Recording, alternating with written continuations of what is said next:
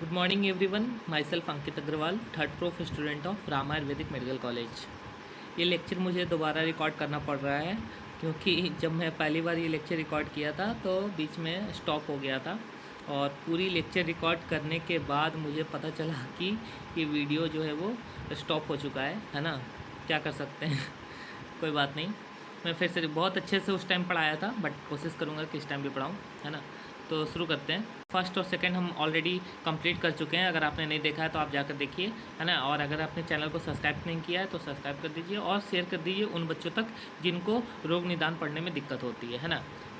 चलिए, रोगी परीक्षा विधि। रोगी, अगर कोई रोगी है आपके पास तो उसको आप किस प्रकार से परीक्षा कर पाओगे, उनके क्या क्या स्टेप हैं, क्या क्या कैसे आप परीक्षा कर पाओगे, ये चीज़ इसमें बताया गया है। ठीक है, देखो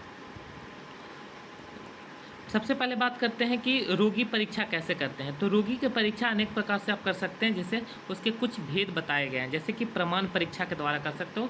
प्रमाण में द्विविध परीक्षा, त्रिविध परीक्षा और चतुर्विध परीक्षा, मतलब 2 प्रकार से, 3 प्रकार से और 4 प्रकार से कर सकते हो। 2 प्रकार में प्रत्यक्ष और अनुमान आता है। प्रत्यक्ष का श्लोक आप लोग को पता होगा, है ना। आत्मेन्द्रिय मनोअर्थानाम सन्निकषत् प्रवर्तते व्यक्ता तदात्वया बुद्धि प्रत्यक्षम सानुच्यते। मतलब आत्मा, इंद्रिय, मन और अर्थ का संयोग, जब शब्द, स्पर्श, रूप, रस और गंध के साथ जब संयोग होगा, जब मिलन होगा, तो उस क्षण, उस टाइम जो आपको ज्ञान प्राप्त होगा वो क्या होगा? प्रत्यक्ष प्रमाण होगा, है ना। अनुमान भी आपने जानते हैं कि फिर त्रिविध परीक्षा में प्रत्यक्ष, अनुमान, आप्तोपदेश आते हैं और चतुर्विध परीक्षा में प्रत्यक्ष, अनुमान, आप्तोपदेश और युक्ति आता है। ये आपने सब पदार्थ विज्ञान में पढ़ रखा है, मुझे पढ़ाने की ज़रूरत नहीं है, आई होप सो, है ना। चलिए आगे बढ़ते हैं।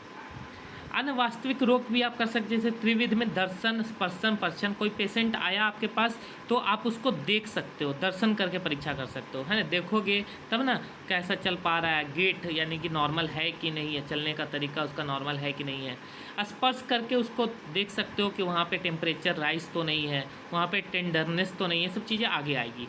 प्रश्न परीक्षा पूछ के कि आप पिछली बार हॉस्पिटल कब गए थे, कब हुआ, कैसे हुआ, क्या दिक्कत होती है, तो आप त्रिविध परीक्षा से कर सकते हो। पंचविध परीक्षा में क्या होता है? जितने भी इंद्रियाएं हैं आपको उसके सपोर्ट से और कर सकते हो, जैसे ज्ञानेंद्रियाँ, त्वकेंद्रियाँ, चक्षुन्द्रियाँ, रसेंद्रियाँ, घ्राणेंद्रियाँ। सूंघ के, देख के, टच करके, है ना। त्वकेंद्रिय से टच करके, टच करोगे तो फीवर पता चलेगा कि फीवर है कि उसको नहीं है। षड्विध परीक्षा में ज्ञानेंद्रियाँ ही आता है, लेकिन एक आ जाता है प्रश्न परीक्षा। प्रश्न परीक्षा बहुत इंपॉर्टेंट है, क्योंकि जब पेशेंट आएगा आपके पास तो आप पूछोगे ना कब हुआ, कैसे हुआ, क्या क्या दिक्कत होती है, तो प्रश्न तो जरूरी है। अष्टविध परीक्षा बहुत इंपॉर्टेंट है ना, क्योंकि ये पेपर में पूछा जाता है। एमसीक्यू यहाँ से एमसीक्यू कह रहा हूँ, शॉर्ट, लॉन्ग, एमसीक्यू तीनों आते हैं यहाँ से। ठीक है, एमसीक्यू शॉर्ट मतलब 5 नंबर वाला, 10 नंबर वाले सब आते हैं। तो अष्टविध परीक्षा बहुत इंपॉर्टेंट है, पेपर में सवाल ना आए ऐसा हो नहीं सकता। तो अष्टविध परीक्षा में 8 चीज़ें होती हैं। क्या क्या होती है मुझे आज भी याद है, आपको भी याद होना चाहिए। नाड़ी, मूत्र, मल, जिह्वा, शब्द, स्पर्श, दिक्, आकृति, ऐसे याद होना चाहिए। ठीक है, नाड़ी परीक्षा, मूत्र परीक्षा, मल परीक्षा, जीवा परीक्षा, शब्द परीक्षा, स्पर्श, दिक् के जगह नेत्र परीक्षा भी होता है, दिक् परीक्षा मतलब देखना। ठीक है, और आकृति, शेप, साइज। 10वीं परीक्षा आता है। 10वीं परीक्षा में क्या होता है? प्रकृति, विकृति, सार, सनन, प्रमाण, सात्म सत्व, आहार शक्ति, व्यायाम शक्ति। देखो ये लिखा होगा, प्रकृति, विकृति, सार, सनन, प्रमाण, सात्म सत्व, आहार शक्ति, व्यायाम शक्ति। यानी कि अष्टवीं परीक्षा और 10वीं परीक्षा सबसे इम्पॉर्टेंट है, सबसे इम्पॉर्टेंट है, ज़्यादा इम्पॉर्टेंट है। अष्टवीं परीक्षा 10वीं परीक्षा में पूछा जाता है, ऐसा नहीं कि नहीं पूछा जाता, लेकिन कभी कभी वही होता है ना कि जो नॉन इम्पॉर्टेंट है वो भी पूछ लिया तो ये पूछ लेते हैं, लेकिन ज़्यादा इम्पॉर्टेंट ये है। ठीक, चलिए मैं बताऊँ, सच में बताऊँ, मैं पूरा लेक्चर रिकॉर्ड कर चुका था और बहुत अच्छा सा पढ़ाया था। सही में मैं दूसरी बार रिकॉर्ड कर रहा हूँ, बहुत लगती है यार, बहुत तेज़ लगती है। तो इसके लिए आप जल्दी से चैनल को सब्सक्राइब कर दीजिए और अपने फ्रेंड्स के साथ शेयर कीजिए, है ना, जिनको दिक्कत होती है पढ़ने में। चलो, प्रमाण परीक्षा। सबसे पहले हम प्रमाण परीक्षा, इसको मोटा कर लेते हैं थोड़ा, हाँ अब पता चलेगा। प्रमाण परीक्षा मतलब कैसे, किसी भी रोगी आपके पास आया तो उसका व्याधि विनिश्चय यानी कि डायग्नोसिस आप कैसे बनाओगे, उसके लिए 4 चीज़ें हैं। आप तो उपदेश के द्वारा आप हेल्प ले सकते हो, अनुमान का हेल्प ले सकते हो, प्रत्यक्ष का हेल्प करके और युक्ति से। ये 4 चीज़ों के हेल्प से आप किसी भी व्याधि विनिश्चय यानी कि उसका डायग्नोसिस बना सकते हो, है ना, कि पेशेंट को क्या हुआ, कब हुआ, कैसे हुआ। ठीक है, क्या कौन सा रोग है। तो आप तो उपदेश से क्या करोगे, उसका प्रश्न करोगे। प्रत्यक्ष जो देखोगे उसे दर्शन परीक्षा देख करके सामने देखोगे तो, है ना, समझ में आ रहा है ना। प्रत्यक्ष मतलब कहना चाह रहा है कि प्रत्यक्ष मतलब देखना सामने 1 to 1। तो कैसे देखोगे? दर्शन करके भाई। अनुमान मतलब स्पर्श करके, स्पर्श किए, तुमको लगा नहीं छुए, टेंडरनेस है, नहीं सूजन है, नहीं यहाँ पे इन्फ्लामेशन है, पेन है ना। ऐसे आगे रोगी परीक्षा के लिए प्रमाण, जैसे कि प्रत्यक्ष अनुमान औपतोपदेश निदान के लिए होता है, प्रत्यक्ष और अनुमान पूर्व रूप के लिए होता है, प्रत्यक्ष तो रूप मतलब देखने के लिए होता है, और युक्ति से युक्सय और अनुपसय का आप अनुमान उसका लगा सकते हैं। अनुमान और औपतोपदेश संप्राप्ति के लिए होता है। प्रत्यक्ष प्रमाण की बात करें तो इसका श्लोक बहुत इंपॉर्टेंट है, आप लोग जरूर याद रखिएगा, ये पेपर में कई बार आते हैं। आत्मेंद्रिय मनोअर्था नाम, ऐसा नहीं है कि फर्स्ट ईयर पार हो गया तो आपको नहीं पढ़ना है। अब ये श्लोक मान लीजिए आपने फर्स्ट ईयर में याद नहीं किया तो सबसे बड़ी गलती तो यही आपने किया कि फर्स्ट ईयर में क्यों नहीं याद किया, क्योंकि ये बहुत इंपॉर्टेंट है। और अगर याद कर लिया तो भूलना नहीं है, क्योंकि आएगा, फिर से आएगा। तो आत्मेंद्रिय मनोअर्थानाम यानी कि आत्मा, इंद्रिय, मन और अर्थ का संयोग जब किससे होता है? शब्द, स्पर्श, रूप, रस, गंध से होता है। तो उस क्षण, उस टाइम जो आपको ज्ञान प्राप्त होगा, उस समय जो आपको जानकारी प्राप्त होगी, उसे प्रत्यक्ष कहते हैं। देखो क्या लिखा है, आत्मा, इंद्रिय, मन और अर्थ का संयोग जब शब्द, स्पर्श, रूप, रस और गंध से होता है, संयोग होता है, उस समय, उस टाइम में जो बुद्धि यानी कि जो ज्ञान आपको प्राप्त होता है उसे प्रत्यक्ष कहा जाता है। बहुत इंपॉर्टेंट, ठीक। इसी बात पर चैनल को सब्सक्राइब कर दीजिए जल्दी से। प्रत्यक्ष वह है जो स्वयं इंद्रियों व मन को ज्ञात कराता है। आप पेशेंट आया, आपने सामने से देखा उसको, मान लो पेशेंट आया, आपको मान लो पेशेंट को जॉन्डिस है, तो आपने देखा कि हाँ उसके नेल्स येलो हैं, आइज़ में येलोइश डिस्कलरेशन है, तो आप प्रत्यक्ष से कर सकते हो, है ना। आधुनिक चिकित्सा विज्ञान में प्रत्यक्ष का सर्वाधिक महत्व है। आज क्या हो गया है कि वीडियो कॉन्फ्रेंस के द्वारा डॉक्टर्स देख लेते हैं, है ना। जैसे कि कोविड में हो रहा था, कोविड में क्या हो रहा था, प्रत्यक्ष सबसे इम्पॉर्टेंट। देखो कोई भी पेशेंट को आप कॉल से उतना मैं संतुष्ट नहीं हो पाता जब तक पेशेंट सामने से नहीं आ पाता है ना। क्योंकि सामने से जब आप देखते हो तो आप हर चीज़ पूछ सकते हो, देख सकते हो, फील तो आप नहीं कर सकते। कैसे फील करोगे बताओ? अनुमान बात करते हैं, ठीक है। अनुमान यानी कि एक अंदाज़ा लगा के आप लगा सकते हो कि हाँ इसको ये हुआ होगा, ठीक है। तो अनुमान यानी कि तर्क, लॉजिक, युक्ति की अपेक्षा रखने वाला प्रमाण है। जैसे कि एग्जाम्पल के लिए मैं बताता हूँ, उदाहरण के लिए पाचन शक्ति का अनुमान। पाचन शक्ति यानी कि आपके डाइजेस्टिव फायर, आपका पाचन कितना अच्छा है, आपको खाना पचता है कि नहीं पचता है। जलन शक्ति से करते हैं। जलन शक्ति यानी कि जठराग्नि जो आपके खाने को पचाती है, वो अगर मजबूत है तो आपका पाचन बढ़िया है। बल का अनुमान, दूसरा एग्जाम्पल है ये, दूसरा एग्जाम्पल, बल का अनुमान, आप में कितनी स्टैमिना है उसका अनुमान व्यायाम से किया जाता है। आप ज़्यादा देर अगर एक्सरसाइज कर पा रहे हो तो आप में ज़्यादा बल है। वो आजकल ट्रेंडिंग में चल रहा है ना, जिम, कोई 20 मिनट कर रहा है, 25 मिनट कर रहा है, कोई 1 घंटे कर रहा है, 2 घंटे कर रहा है, तो उसके बाद ज़्यादा स्टैमिना, उसके बाद ज़्यादा बल है। एग्जाम्पल, अनुमान आप लगा रहे हो कि हाँ उसके पास इतना हो सकता है। कभी कभी क्या होता है, पतला दुबला आदमी भी बहुत मजबूत होता है और मोटा आदमी कुछ नहीं कर पाता।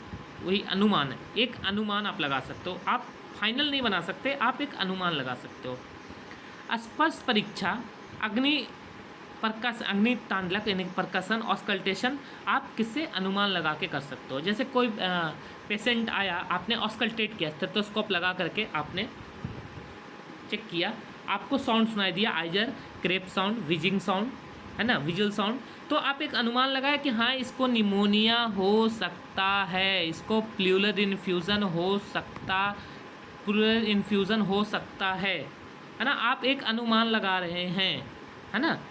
उपसय यानी कि अनुपसय की निदान की पुष्टि करता है, यानी ठीक हो पाएगा नहीं पाएगा ये। चलिए आप तो उपदेश, देखिए एक चीज़ और बताता हूँ, ये वाइवा में पूछा जाता है। श्लोक आप पढ़ लेना, प्रत्यक्ष, अनुमान, अपतोपदेश और युक्ति, ये चारों श्लोक आपको याद होने ही चाहिए। नहीं याद होता हो मुझे बताओ, मैं पढ़ाऊँगा, है ना। एक श्लोक सेशन करेंगे आप अगर कमेंट करोगे तब।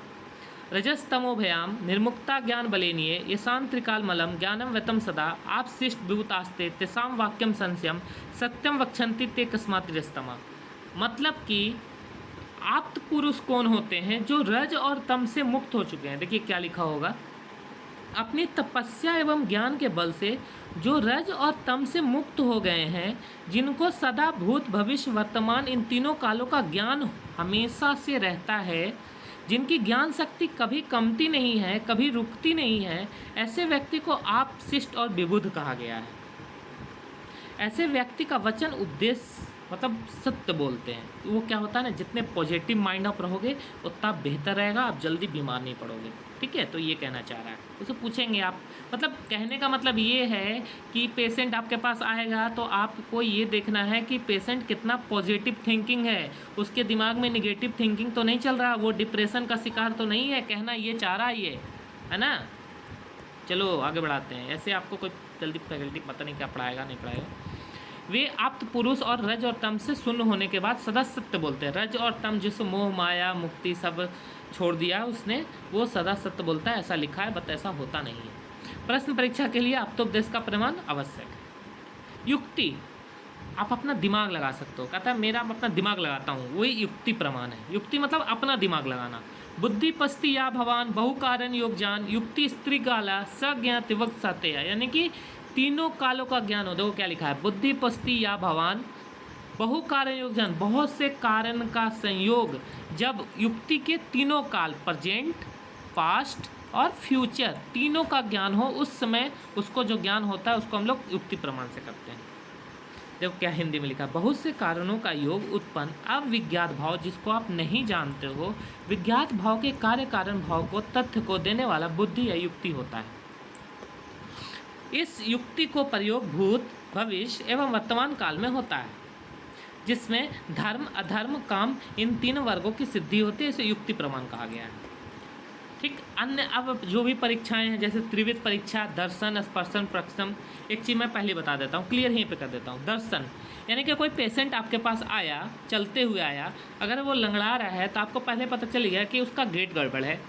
दूसरी बात, अगर वो डल है, बॉडी लूज है, मतलब बीमार है, तो दर्शन देख के आप पता लगा सकते हो। वो आया, आपको येलो डिस्कलरेशन उसके आई में दिख रहा है, आपको उसके स्किन में येलो डिस्कलरेशन दिख रहा है, तो आप इससे अंदाज़ा लगा सकते हो कि उसको जॉन्डिस हुआ है। तो हम कैसे किए, दर्शन देख करके, है ना। कहते हैं ना डॉक्टर देख के, दूर से देख के पहचान कर लेते हैं, वही दर्शन है। आपको पेशेंट में देखना है ये सब चीज़ें। जब आप पेशेंट देखोगे ना तब आपको मज़ा आएगा। स्पर्श, स्पर्श करके आपको वहाँ पे पेशेंट में अपने मान लो पेशेंट बोला डॉक्टर साहब मेरे पेट में दर्द है, पेशेंट को लेटाए, है ना। कौन से पोजीशन में लेटाना है आप मुझे बताना। पेशेंट को नॉर्मल पैर सीधा करके नहीं लेटाते हैं, है ना, पैर को उसको मोड़ करके और लेटाते हैं, जैसे कि ठेवना ऊपर रहे और पाल्पेट आप कर सको। आपने पाल्पेशन स्टार्ट किया, आपको टेंडरनेस दिखाई दिया, है ना, वहाँ पे कड़ा टाइप टेंडर कुछ दिखाई दिया, उसको पेन है। स्पर्श, मान लीजिए पेशेंट आया, उसको बुखार है, आपने टच किया, उसको फीवर है, वहाँ पे पेन है, वहाँ पे इन्फ्लामेशन है, वहाँ पे पिटिंग इडीमा है। पिटिंग इडीमा समझते हो ना आप लोग, पिटिंग इडीमा। पिटिंग इडीमा क्या होता है, जब किसी भी पेशेंट को आप ऐसे दबाते हो, जैसे ये है, ठीक है, देखो इसको हमने ऐसे दबाया तो ये नॉर्मल तुरंत आ जा रहा है। तो जो पेशेंट पिटिंग इडीमा के होंगे, मैं पिटिंग इडीमा का नहीं हूँ, जो पेशेंट पिटिंग इडीमा के होंगे उनको जब आप ऐसे ऐसे पुश करोगे तो उनका ये मसल्स जो हैं वो जल्दी नहीं, धीरे धीरे इसको ऐसे दबाओगे कस के, तो वो दबा रहेगा कुछ सेकंड के लिए, धीरे धीरे करके ऊपर आएगा। मेरा देखो दबा रहा है, देखो तुरंत ऊपर आ जा रहा है। कोई निशान दिख रहा है नहीं, उनमें आपको प्रॉपर जितना प्रेशर लगाएंगे वो एरिया का आपको निशान दिखता है, उसको क्या बोलते हैं, पिटिंग इडीमा बोलते हैं उसको। ठीक है, सबसे पहले पेशेंट ही चेक करते हैं, डॉक्टर साहब ही चेक करते हैं, है ना। तो स्पष्ट करके आप चेक किए। प्रश्न परीक्षा पूछ करके, क्या हुआ, कब हुआ, कैसे हुआ, क्या दिक्कत है, कब से हो रही, वॉशरूम सही हो रहा कि नहीं हो रहा, आपको जो फिशेस निकलते हैं, है ना, पूरी जो निकलता है वह कैसा कलर का होता है, येलो कलर होता है, ब्लैकिश कलर होता है, आपको जो यूरिन है वो येलो मतलब पीले कलर का होता है, या उसमें खून भी आता है। बहुत सारे सवाल होते हैं जो आपको पेशेंट से पूछना होता है, तो उसमें प्रश्न परीक्षा होता है। क्लियर क्लियर, ओके आगे बढ़ते हैं। देखो मैं बता देता हूँ क्या क्या लिखा है। देखो मैं एकदम क्लिनिकल बताया हूँ, है ना। देखो क्या लिखा है, यह परीक्षा चतुर्विद द्वारा होता है, चतुर्इंद्रिय द्वारा होता है। इसमें वर्ण, आप कलर देखते हो, आकार देखते हो, उसके प्रमाण देखते हो, उसकी छाया देखते हो। इसमें स्वाभाविक अवस्था में विकृत अवस्था होती है। जो भी नेत्र अपने आँख के विषय नहीं है उन सब की परीक्षा करनी चाहिए। मतलब जो अपने आँख से आप नहीं देख पा रहे हो प्रत्यक्ष में, उसको आप जैसे इंडोस्कोपी कराओ, माइक्रोस्कोप, अब ब्लड है, ब्लड में कोई बैक्टीरिया है, वायरस है, आप कैसे देख पाओगे। उसके लिए माइक्रोस्कोपिक CBC कराओ ना, पता चल जाएगा। WBC का अगर काउंट बड़ा है मतलब उसके बॉडी में इन्फ्लामेशन ज़्यादा है, मतलब बैक्टीरिया हैं, तो हम लोग माइक्रोस्कोपिक एक्सरे माइक्रोस्कोपिक जांचें करवाते हैं, एक्सरे कराते हैं, है ना, CBC RBC ये सब चीज़ें करवाते हैं, ठीक है, जो हमको आंखें से नहीं, अपने आँख से नहीं दिखे।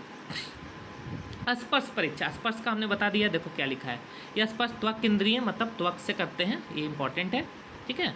और इसके अंतर्गत हाथ के द्वारा स्पर्श करते हैं तथा प्रकृति का ज्ञान करते हैं। स्पर्श परीक्षा मृदु है, कठिन है, वहाँ पे ठंडा है, गर्म है, सलेक्शन है, रुखापन है, उसको देखो ये क्या लिखा है। स्पर्श सहजता मतलब पिंड हस्तम, टेंडरनेस कड़ा है वहाँ पे, शोथ इडीमा है, पिटिंग इडीमा बोलते हैं इसको, देखो मैं बता रहा था, इडीमा लिखा है ना, अर्बुद है, ट्यूमर है, वहाँ पे कोई लंप है, लंप LUMP, लंप यानी कि कोई गांठ तो नहीं है, ये सब चीज़ें हम लोग स्पर्श करके देख सकते हैं।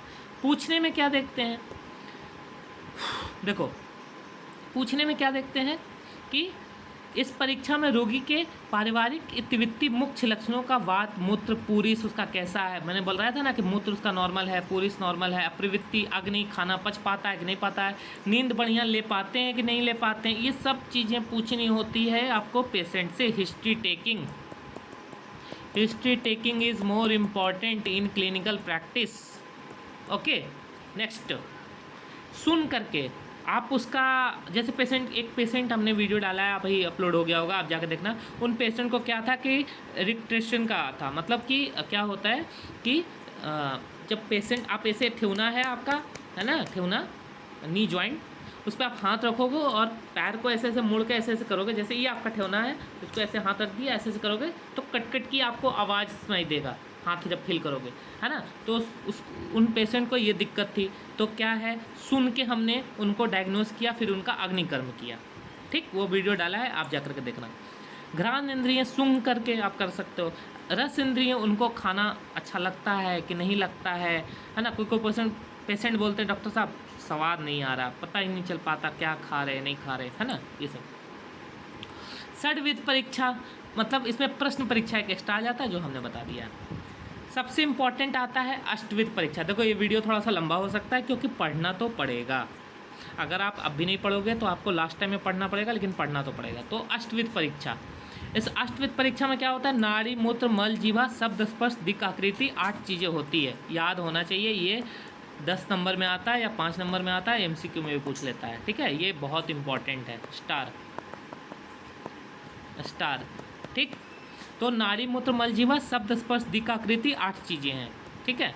अब नाड़ी, यहाँ तक मैं लेक्चर रिकॉर्ड कर चुका था पिछली बार, है ना, मुझे फिर से रिकॉर्ड करना पड़ रहा है। सोच लो, मेरा एकदम दिमाग ख़राब हो गया था, मतलब मैंने जब रिकॉर्ड कर लिया ना तो मेरा एकदम, मैं कहा क्या हो गया मेरे साथ, ऐसा मैं क्या बोलूँ। नाड़ी परीक्षा का विस्तृत वर्णन सबसे पहले योग रत्नाकर ने किया है, ये सबसे पहले दिया हुआ था, MCQ में पूछा जाता है यहाँ से, ठीक, किसने दिया, तथा सांगदा संहिता में भी मिलता है। सांगदा संहिता में नाड़ी का स्पष्ट करते हुए बताया है कि हाथ के अंगुष्ठ के मूल को धमनी पर होती है, ये अंगुष्ठ के मूल जो है धमनी पर रखते हैं, वह जीवन साक्षिणी है, इसकी चेष्टा जीवन सुख दुख का ज्ञान करा सकते हैं। अब बताया है कि नाड़ी परीक्षा आप जब किसी पेशेंट का कर रहे हैं तो आपको क्या क्या सावधानियां रखनी चाहिए। सबसे पहला लिखना होगा आपको पेपर में, सबसे पहला कि सर्वोत्तम काल प्रातः काल में उसको करना चाहिए, मतलब जब पेशेंट शौच वॉशरूम करके निवृत्त हो चुका हो तो भोजन ग्रहण नहीं करना चाहिए। मतलब कब आपको करना चाहिए, पेशेंट उठ लिया, वॉशरूम चला गया, आ गया, नहा लिया, तब आपको कीजिए, खाना नहीं खिलाना है, तब नाड़ी परीक्षा कर सकते हैं। नाड़ी परीक्षा का अनुभव सतत अभ्यास, मतलब रेगुलर आप जब प्रैक्टिस करोगे, अभ्यास करोगे तो आपको मिलता है। स्त्रियों के बाएं हाथ, गर्ल्स या लेडीज़ के लेफ्ट हैंड में हम लोग देखते हैं, है ना, और पुरुषों के दाएं हाथ में देखते हैं। नाड़ी परीक्षा 3 बार करते हैं, नाड़ी पकड़ते हैं, छोड़ते हैं तथा मन व बुद्धि में विचार करते हैं। ये आप कब सीख पाओगे, जब आप सामने से कर पाओगे, है ना, बहुत अच्छी चीज़ है ये, मुझे भी सीखना है। चिकित्सक अपनी तीनों उंगलियों को नाड़ी से ऐसे पकड़ करके वात पित्त कफ, देखो वात पित्त कफ, इंडेक्स फिंगर वात पित्त कफ ऐसे रखते हैं, और ये है तो यहाँ पे ऐसे रखते हैं, ठीक है, देखो ये दिख रहा होगा आपको, ऐसे है तो ये जो अंगूठा वाला है इधर साइड रखते हैं, यहाँ मत रख देना, है ना, ये लिटिल फिंगर वाले मत रखना, ये अंगूठा वाला है, यहाँ पे आप ऐसे करके ऐसे रखोगे तो आपको, और जब भी रखना है तो आपको ये उंगली जो है यहाँ अंगूठे के इधर साइड होना, तो वात पित्त कफ आपको पता चल पाएगा, ठीक है, वो सामने से पता चल पाएगा, मैं उसका क्लास एक दिन कराता हूँ। तो उसमें क्या पता चलता है आपको? रेट पता चलता है, रिदम पता चलता है, वॉल्यूम पता चलता है, टेंशन पता चलता है। ठीक, देखो कैसे पता चलेगा कि अगर वात दोष है तो सर्प जलौका, ये एमसीक्यू में आता है, रट लेना, याद हो ना हो रट लेना। ठीक है, वात दोष आपको है तो सर्प जलौका टेढ़ी मेढ़ी गति होगी नाड़ी की। किसकी गति होगी? नाड़ी की। मुझे पता ही नहीं चल पाया था 3 महीने किसकी गति होती है। पित्त दोष कुलिंग, काक, लावक और मंडूक के तहत होता है। ये एमसीक्यू आता है मोस्टली, यहाँ पे से आपको लिखना भी पड़ेगा बट ये एमसीक्यू में आता है। कफ दोष हंस, परावत, कपोत और कुकुट की तरह होती है और सन्निपात्य जो में लावा के तितिर के समान पूछा जाएगा। ठीक, ये एमसीक्यू में आता है। एमसीक्यू में कैसे पूछा जाएगा? इसमें पूछा जाएगा आपसे, मैं बता देता हूँ, इसमें पूछा जाएगा कि जलौका के समान जलौकावत नाड़ी देखी जाती है, वात, पित्त, कफ, सन्निपात, तो आपको माननी पड़ेगी वात। पूछ लेगा मंडूकवत चंचल गति पाई जाती है नाड़ी किसकी? वात, पित्त, कफ, तो आपको पता पड़ना पड़ेगा कि पित्त में मंडूकवत होती है। कहाँ चला गया? पित्त में क्या होती है? मंडूकवत होती है। ऐसे पूछा जाता है। ठीक है, चलो आगे बढ़ो। विभिन्न प्रकार की अवस्थाएं, जैसे ज्वर में उष्ण वेग वाली होती है, भय में तीक्ष्ण होता है, भूखे मनुष्य में चंचल होता है, काम क्रोध में वेगना, मंदाग्नि में मंदाग्नि, भोजन तृप्त में स्थिर होता है। नाड़ी परीक्षा वर्जित कहाँ पे है? तो तैल मर्दन किए हुए हो वहाँ पे नहीं करना है, सोए हुए हो वहाँ पे नहीं करना है, तुरंत स्नान किए हो वहाँ भी नहीं करना है, भोजन खा के आया हो उसको भी नाड़ी परीक्षा नहीं करना है, सोकर तुरंत उठ गया उसको भी नहीं करना है, तृष्णा प्यास उसको भूख लगी हो तब भी नहीं करना है। जिस प्रकार वीणा में लगी हुई तारें, मतलब कोरिलेशन बताया गया है कि सभी तारें कहती हैं वीणा में लगा हुआ तारे बजाओ तो बजती है, उसी प्रकार हाथ की नाड़ियाँ सब बताती हैं, सब रोग को बताती हैं। बहुत अच्छी चीज़ है, बहुत अच्छा प्रैक्टिस है ना। मैं आपको बताऊं, आयुर् महोत्सव हो रहा है लखनऊ में, आयुर् महोत्सव हो रहा है पंचकुला हरियाणा में। ठीक है, तो उसमें नाड़ी परीक्षा आपको बताया जाएगा, तो आप जा सकते हो। और बहुत अच्छे स्पीकर्स आ रहे हैं, गोस्वामी सर आ रहे हैं, बहुत साउथ के मोस्टली स्पीकर्स आ रहे हैं, तो आप जा सकते हो। आपको अगर रजिस्ट्रेशन करानी है तो आप मुझे डीएम कर सकते हो, है ना। मेरे इंस्टाग्राम पेज का लिंक दिया हुआ है, आप उसमें मैसेज कीजिए, आप जा सकते हो। ठीक है, रजिस्ट्रेशन के लिए आप मुझे कांटेक्ट कर सकते हो। मूत्र परीक्षा, नाड़ी हो गया, मूत्र देखिए 8 परीक्षाएं दिए हुए हैं, नाड़ी, मूत्र, मलजीवा, शब्द, स्पर्श, दिक्, आकृति, है ना। तो मूत्र परीक्षा कब करना चाहिए? रात्रि के अंतिम 4 घड़ी जब शेष रह गए तो रोगी उठकर मूत्र करावे तो उसमें करना चाहिए। मूत्र को क्या करना चाहिए? कांच के पात्र में रख करके उसे सूर्योदय पर परीक्षा करनी चाहिए। मूत्र की पहली धारा न रखें, मतलब तुरंत न लो, मिड। जैसे भी कोई भी आप अगर यूरिन टेस्ट करवाने जाते हो पैथोलॉजी में, तो कहता है कि यूरिन बीच वाला दीजिएगा, तुरंत गए निकला डाल दिए, वो नहीं डालना भाई। थोड़ा सा यूरिन को निकलने दो, फिर बीच वाली यूरिन को दो, है ना। वो वहाँ भी लिया जाता है और यहाँ भी लिया जाता है, हर जगह एक ही चीज़ें हैं, है ना। तो वात दोष में पांडु वर्ण का होगा, ये भी एमसीक्यू में पूछा जाता है। पित्त दोष में रक्त वर्ण का होगा और कफ दोष में फेन युक्त होगा। मुझे गलती हो गया था पेपर में, मैं गलत मार के आया था ऑप्शन, है ना, क्वेश्चन आया था ये, मैं गलत मार के आया था, पढ़ के गया था गलत मार के आया था, वो बहुत गुस्सा आया था। फिर इसमें तेल बिंदु परीक्षा करते हैं कि रोगी उसमें डालते हैं मूत्र को, तेल अगर बिखर जाए तो बिन डालें, वह अत्यंत लाघव होने पर मूत्र शीघ्र फैल जाए तो रोगी साध्य, अगर नहीं फैले तो कष्टसाध्य, और बैठ जाए तो असाध्य। ये पढ़ लेना, हिंदी में दिया हुआ, आप आराम से समझ लोगे, है ना। ये डायरेक्शन जरूर पढ़ना, पूछा जाता है कि पूर्व दिशा में रोगी को शीघ्र नष्ट हो जाता है, कभी कभी पूछ लेते हैं, ऐसे लिखे आने में नहीं लिख सकते, है ना। याद रख सकते हो तो अच्छी बात है। दक्षिण दिशा में ज्वर होना, उत्तर दिशा में निश्चित रोगी आरोग्य को प्राप्त होगा, पश्चिम दिशा में गया तो रोग आरोग्यता को प्राप्त होगा। ये सब चीज़ें दिया हुआ है ना। आगे बढ़ते हैं। मूत्र पर तैल बिंदु का आकार ये पूछा जाता है। जो इम्पोर्टेंट है मैं वो बता देता हूँ, जो नॉन इम्पॉर्टेंट है उसको पढ़ने का कोई मतलब नहीं, नॉलेज के लिए पढ़ सकते हो। सर्पाकार जैसे वात दोष में ग्रसित होगा, छत्राकार अगर आ गया तो पित्त दोष ग्रसित होगा, मुक्ताकार हो गया तो कफ दोष ग्रसित है, एमसीक्यू में पूछा जाता है। मूत्र परीक्षा में निम्न बिंदुओं को देखा जाता है, जैसे उसका दहन क्या है, रस क्या है, वर्ण कैसा, कलर है, सुपयोग क्या है, धारा कितनी है, मात्रा कितना है, गंध दुर्गंध कोई आ रहा है, उसमें बैड स्मेल है कि नहीं है, उसमें ब्लड भी है क्या, शुक्र साथ में शुक्र भी आ रहा है क्या, मीठा है, मतलब खा के तो नहीं देखेंगे, वो चीटियाँ लगती है ना, तो वैसे। ठीक है। नाड़ी मल परीक्षा दिया हुआ है कि मल परीक्षा कैसा होता है, ये उतना नहीं पूछा जाता, मोस्टली 2 चीज़ें पूछा जाती है, नाड़ी परीक्षा और मूत्र परीक्षा, आप कर लेना। मल परीक्षा क्या होता है कि वात का प्रकोप होगा तो गाढ़ा होगा, सूखा हुआ होगा, पित्त होगा तो पीलापन होगा, कफ होगा तो श्वेत वर्ण का होगा, त्रिदोष तो काला टूटा हुआ, पीला बंधा हुआ, श्वेत वर्ण का होगा, आम दोष मतलब कफ जैसा होगा। ठीक है। जीवा परीक्षा करते हैं, है ना। जैसे वात दोष के प्रकोप में शीत स्पर्श रुक्ष फटी हुई होगी जीव, जीवा मतलब जीव। पित्त दोष में लाल होगा, ऑब्वियस सी बात है। कफ दोष में श्वेत या अत्यंत पिच्छिल होगा, चिकनापन। त्रिदोष में कृष्ण कंटक युक्त और सूक्ष्म जीवा होगा, ठीक है। शब्द परीक्षा आपको लिखनी पड़ेगी, या अष्टविध परीक्षा पूछ लिया तो आपको लिखनी पड़ेगी। कफ दोष में गुरु होगा, स्फुट होगा, दोनों लक्षण सहित होगा। हमने क्या हुआ था पेपर में, हमने पूरा पढ़ के नहीं गया था, मैंने सिर्फ याद कर लिया था नाड़ी मूत्र मल जीवा शब्द स्पर्श दिक् आकृति।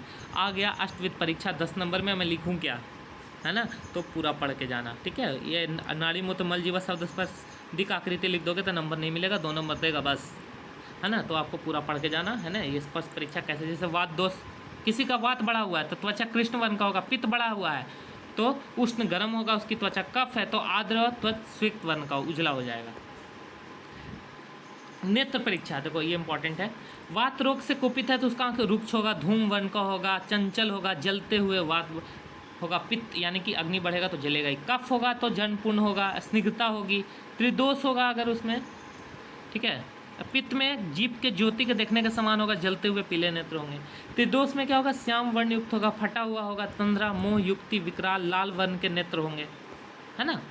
आकृति, लास्ट वाला आकृति यानी कि शेप साइज। दिक्, हाँ दिक्, दिक् परीक्षा में क्या था कि रक्तचाप, अवसाद, पांडु, कामला, मधुमेह, विकार आप देख सकते हो। आकृति यानी कि शेप साइज कैसा है। इस परीक्षा में अंतर्गत रोगी के स्थूल, मोटा है, पतला है, छाया, वर्ण, शार, सनन, प्रमाण कैसा है वो आप देख सकते हो सामने से। जैसे तमक श्वास है, खांसेगा तो पता चलेगा। मधुमेह है, कृष्णता मतलब पतला दुबला, स्थौल्य मोटा है, अति हर्ष बहुत पतला है, अति दीर्घ लंबा है, छोटा है ना। हृदय रोग से है, अर्श है, अवसाद है, ये चीज़ आप देख सकते हो। तो ये है अष्टविध परीक्षा। इसमें 10विध परीक्षा नहीं बताया गया है, तो अष्टविध परीक्षा बहुत इंपॉर्टेंट है ना। और आपको अच्छे से पढ़ना है। अष्टविध परीक्षा आप लिख लो, पेपर में 100% आता ही आता है। 10 मार्क्स में पूछ लिया तो आपको लंबा लिखना पड़ेगा, तभी नंबर मिलेंगे ना, वरना नहीं मिलेगा नंबर, है ना। हिंदी है यार, हिंदी में बेसिक आप लिख सकते हो। जैसे नाड़ी परीक्षा कैसे करते हैं, जल्दी सुबह उठ के फ्रेश कर लिए तब करें, खाना खाने के बाद करें, है ना, खाना खाने के पहले करें, है ना। लड़कियों में लेफ़्ट हैंड में करें, लड़कों में राइट हैंड में करें, ये सब चीज़ें दिया हुआ है। तो आपको अगर ये वीडियो अच्छा लगता है तो अपने उन फ्रेंड्स को शेयर कीजिए जो रोग निदान में उनको पढ़ने में दिक्कत हो रही है। मैं चाहता हूँ कि यार पता है यूट्यूब पे बहुत कम लेक्चर पढ़े हैं रोग निदान के, मतलब जो अच्छे से पढ़ाएं सिलेबस वाइज हो, है ना। इसलिए मैंने ये लेक्चर सीरीज स्टार्ट किया है। तो चैनल को सब्सक्राइब करना ना भूलें और शेयर करना ना भूलें। और आपको अगर नीट 2025 से रिलेटेड कोई काउंसलिंग अगर चाहते हैं आप, तो आप हमें कांटेक्ट कर सकते हैं। Thank you for watching videos. Let's subscribe doctor Agrawal health care. Thank you.